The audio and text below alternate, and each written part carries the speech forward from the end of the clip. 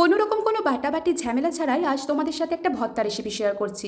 কড়াই দিয়ে দিয়েছি সর্ষের তেল, শুকনো লঙ্কা দিয়ে ভালো করে লাল লাল করে ভেজে শুকনো লঙ্কাটা তুলে রাখলাম। সেই তেলের মধ্যে দিয়ে দিলাম অনেকটা পরিমাণে রসুনটাও ভালো করে লাল লাল করে ভেজে তুলে রাখবো। দিয়ে দিয়েছি পেঁয়াজ কুচি। পেঁয়াজটা খুব বেশি ভাজবো না, অল্প একটু নরম হয়ে এলেই নামিয়ে দেবো। ব্যাস, কড়াই আরও একটু সর্ষের তেল দিয়ে দিলাম কুমড়ো।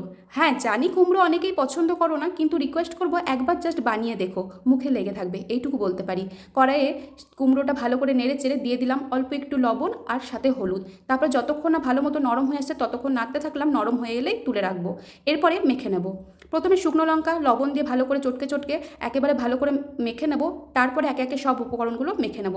দিয়ে দিলাম রসুনটাও ভালো করে তার সাথে মেখে নেব, সাথে পেঁয়াজ আর কুমড়োটাও। ব্যাস, আর কিচ্ছু করার দরকার নেই, কোনো রকম বাটাবাটি কিচ্ছু না, শুধু হাত দিয়ে ভালো করে চটকে চটকে মেখে নিতে হবে।